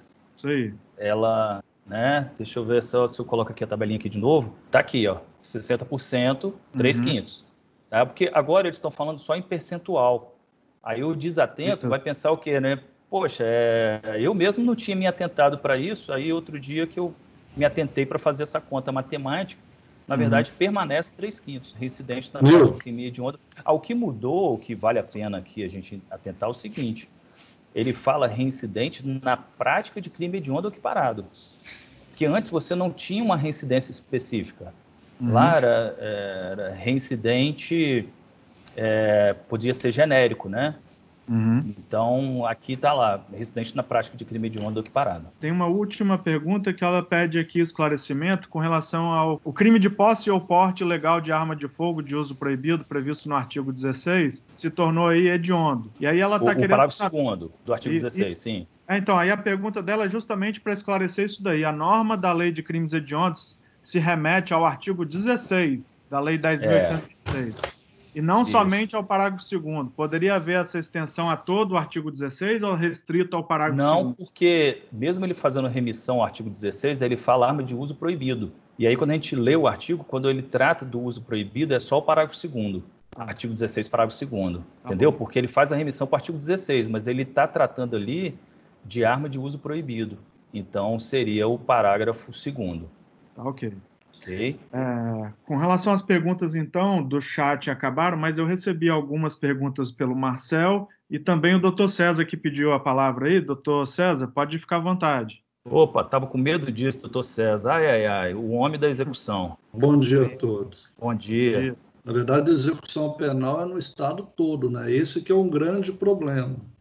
Com relação a essa questão da progressão, essa alteração que houve, aparentemente ela é interessante. Só que ela traz para a gente o diferencial que é justamente isso. Antes, a lei de crimes hediondos falava apenas em condenado por crime hediondo reincidente. Não falava em reincidente específico. Então, nós colocávamos o crime hediondo, no caso da reincidência, com o cumprimento de 3/5. Agora, sem ser específico, ele reduz para 40%. Então, é isso que causou para Maria Aparecida, que trabalha conosco também há bastante tempo, lá na execução penal. Então, em tese, para os autores de crimes anteriores, né, houve um enorme benefício nesse ponto, porque sem o viés anterior, nós não conseguimos manter o cumprimento do percentual maior para os reincidentes em crime comum e crime hediondo anteriormente. Agora, só mesmo crime hediondo ou equiparado. Penso que talvez tenha sido essa a colocação da Maria Aparecida, mas ela certamente depois deve fazer mais alguns comentários. Um outro ponto, quando eu citei a questão da todos nós fazemos execução penal, é justamente a questão da pena de multa, porque para nós na execução penal até agora está sendo uma incógnita, porque o legislador disse, o juiz da execução fará, né, a execução da pena de multa também, adotando as medidas. Além daquelas questões dos parâmetros de valores, que o próprio Estado, às vezes, se preocupa em cobrar ou não, e nós temos a questão também de competência. Qual juízo seria competente? Em que momento? Porque em que local, em que autos nós faríamos essa execução? Se seria na guia de execução criminal ou se seria em autos fora da guia de execução da execução criminal? E qual o juízo competente? Fala lá, juízo da execução. Mas você vê, prática, Aracruz, que você trabalha, o juízo da região é Linhares. Então, assim, esse é um ponto, Nilton, que a gente vai ter que assim, continuar discutindo internamente para chegarmos a um posicionamento. E se você coloca o juízo da execução, vamos admitir, em Vila Velha, a colega peticionou a execução da pena de multa, ele foi condenado no regime fechado, está cumprindo pena no regime fechado, e em Vila Velha a colega peticionou a execução da pena de multa perante o juiz da vara que fiscaliza o regime fechado. E a execução está tramitando, se ele não recolher naquele momento, enquanto ele está cumprindo no regime fechado, ele recebe a progressão de regime e vai para o semiaberto. É outra vara de execução que fiscaliza. E se eu não consigo ainda cobrar a pena de multa, ele vai receber progressão para o aberto. Se ele recebe progressão para o aberto, a vara que fiscaliza é de Vitória. Tem 3 varas. Então, são assim, e a execução dessa pena volta a estaca zero, a competência natural permanece, o juiz que está... São assim, detalhes que eu acho que a gente vai ter que debruçar muito e descobrir qual o caminho que a gente vai adotar na questão da execução da pena de multa. Desculpa se ter feito esse comentário num momento tão importante que é esse. Não, a intervenção foi excelente, doutor César. Inclusive, eu tinha anotado aqui essa questão como um dos primeiros comentários que eu ia fazer a respeito dessa execução da pena de multa.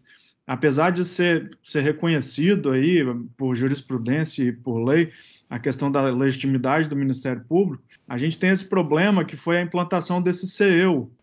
E esse CEU, aparentemente... Para nós não foi problema, não. Me perdoe, eu consegui trabalhar nesse período todo sem nenhum problema. Não, assim, o CEU, como um processo eletrônico, é perfeito.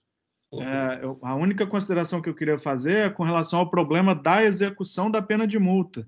É que as informações que eu tenho nos grupos nacionais, inclusive, enfim, com participação de dirigentes de outros estados, é de que lá não consta uma aba, um campo específico para que o promotor possa peticionar pedindo a execução da pena de multa.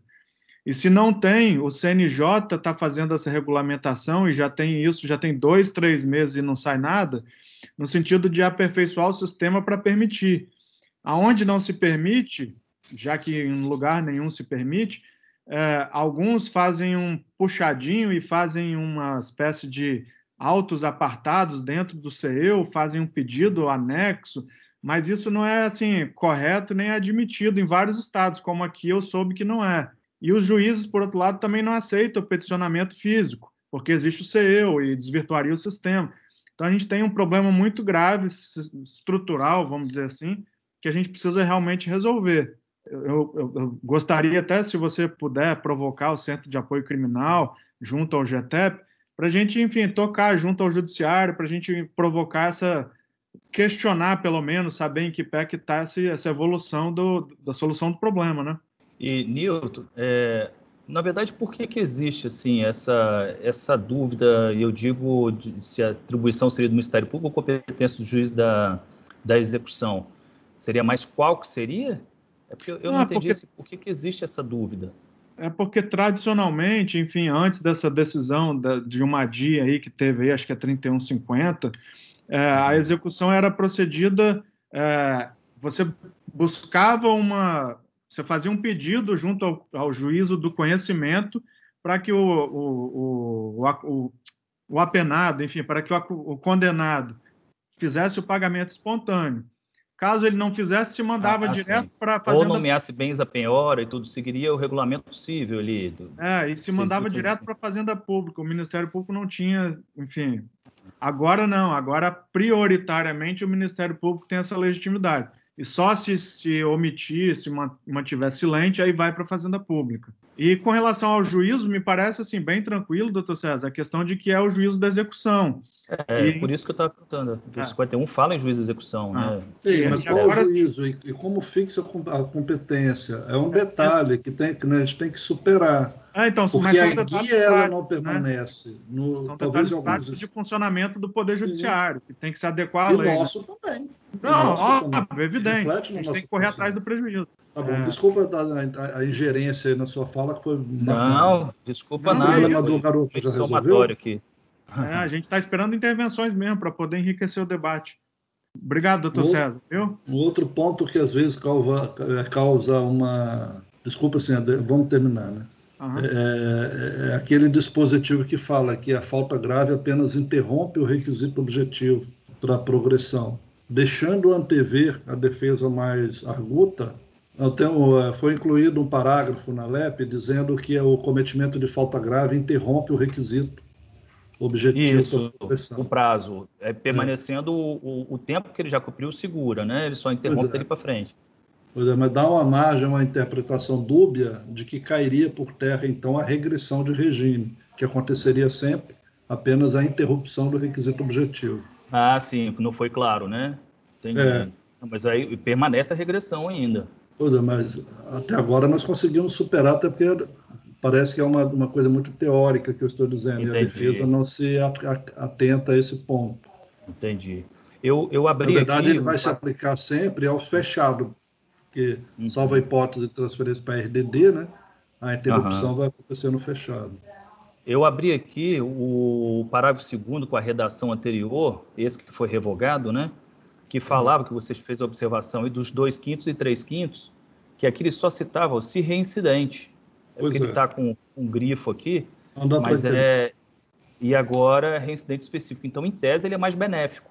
A alteração que foi feita agora é mais benéfico para o acusado, porque exige a reincidência específica. Então, os condenados que estão cumprindo pena hoje, que são reincidentes não específicos, eles vão progredir nos 40%.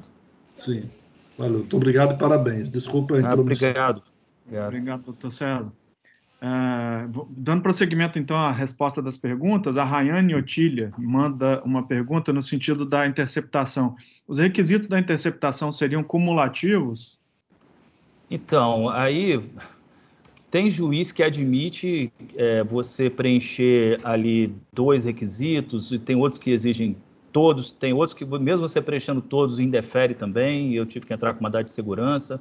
Assim, pela lei ali, se você comprovou que você esgotou todas as diligências que foram feitas, um outro item que eu não posso abrir mão é a pena mínima ali, que tem que ser superior a 4 anos.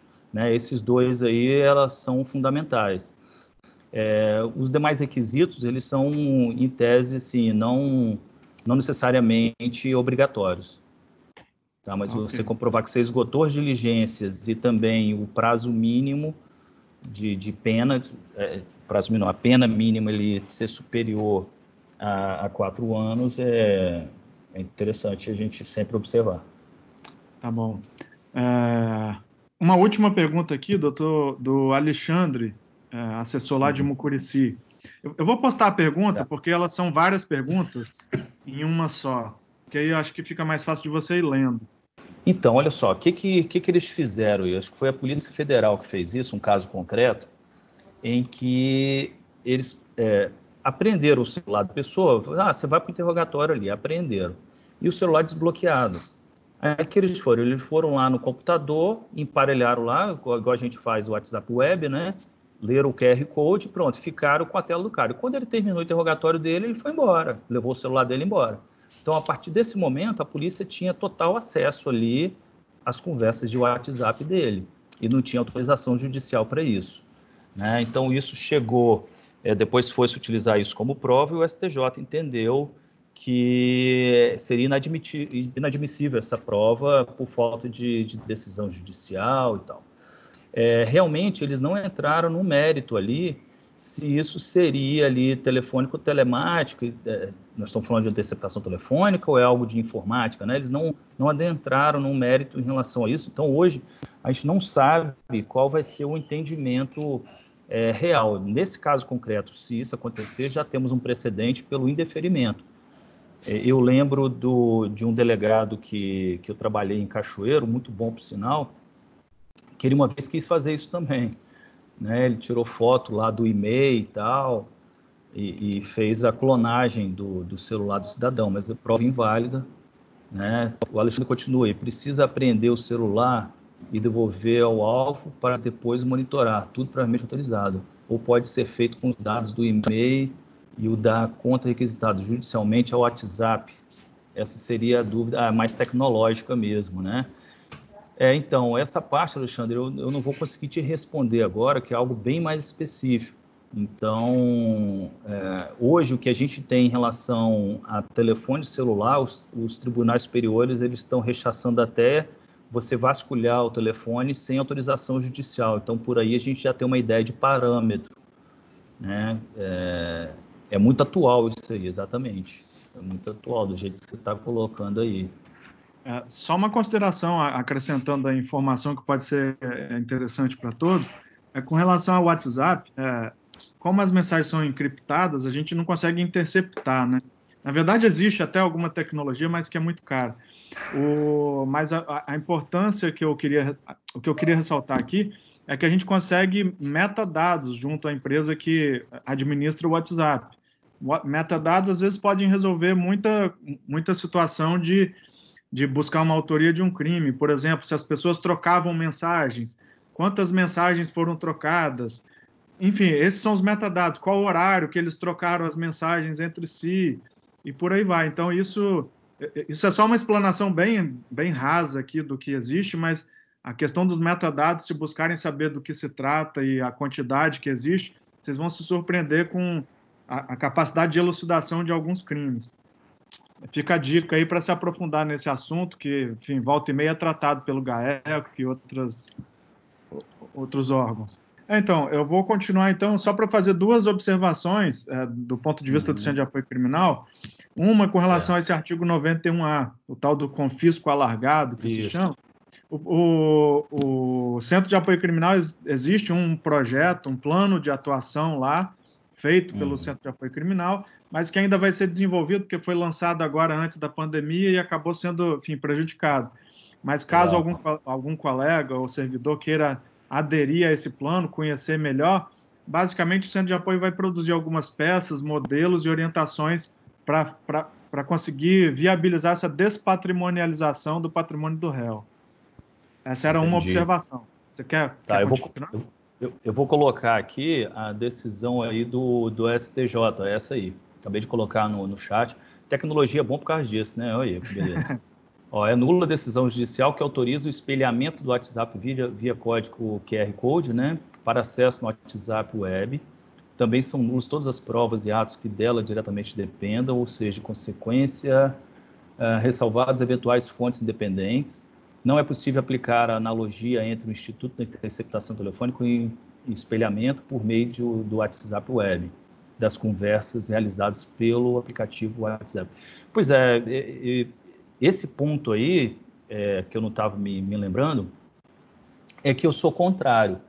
É porque eu entendo que a interceptação telefônica que a gente fala via voz, ela hoje via texto, porque teria que a jurisprudência se modernizar. Hoje está todo mundo igual que nós estamos falando via vídeo, se tiver interceptado isso aqui, entendeu? A gente está falando, né, como se fosse um canal, a diferença é que a gente está se vendo, não é isso? É uma videoconferência.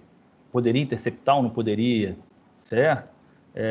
Estou colocando de uma forma que a jurisprudência ela precisa se modernizar em relação a isso. Ele não fez essa analogia em relação ao Instituto da Interceptação ou espelhamento por meio de WhatsApp Web.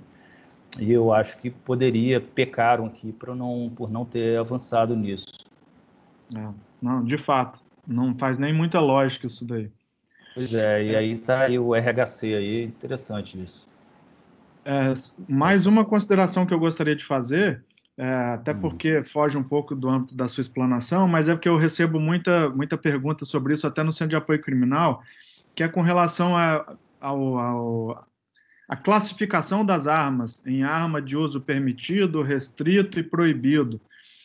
Isso daí foi definido por meio de decretos, né, que foram alterados com certa frequência. E aí, como é que se define a questão do calibre, se ele é permitido ou restrito? A posição que eu tenho compartilhado com quem indaga isso ao Centro de Apoio é que o critério hoje mudou, não é uma lista estática em que você tem os calibres e que ali vai ser restrito e proibido. Você tem que medir, infelizmente, a energia expelida pela determinada arma. Perícia, né? É perícia. Isso, ela exige sempre uma perícia. Porque ela pode ter sido adulterada de alguma forma, mudado o gatilho, mudado isso ou aquilo, e interferir na questão da energia cinética que ela vai expelir. Então é importantíssimo, em qualquer crime envolvendo arma, que se peça esse laudo, e o laudo deve também se atentar para que no laudo conste a energia, a quantidade de energia expelida. Do contrário, não vai servir de muita coisa também, já que o critério da energia expelida é o que vai definir se ela é de uso proibido, restrito ou permitido. Perfeito. Só esse esclarecimento, e eu não sei, alguém mais tem alguma pergunta? Não sei, deixa eu ver aqui no chat se tem alguém. Não, acho que agora não teve mais não. O pessoal quer almoçar agora. Exato. Então, se você quiser fazer as últimas considerações para encerrar, doutor Luciano. Agradeço, acho que foi válido aí, né, Nilton, essa experiência, mesmo para a gente testar a ferramenta, eu acho que foi possível a gente testar e ela funciona. Compartilhamento de tela, isso possibilita a gente ter um treinamento que envolva pessoal do interior, sem precisar de deslocamento, acho que isso tudo é válido. eu quis estudar nesse tempo de pandemia a lei anticrime, e aí eu falei, pô, já que eu estou estudando, deixa eu compartilhar isso com os colegas, com os servidores. Então a minha ideia foi essa. Peço desculpa se eu não atendi aí a contento em relação a isso, mas estou à disposição para quando precisar de novos cursos. Como você disse, era legal a gente fomentar essa ideia para outros colegas, né? Tanta gente prata da casa aí que tem capacidade. Então, na falta dessas pessoas que teriam capacidade, estou eu aqui falando para vocês, né, Nilton? Então, não teve jeito. Não, Mas é isso, querido, só agradecendo.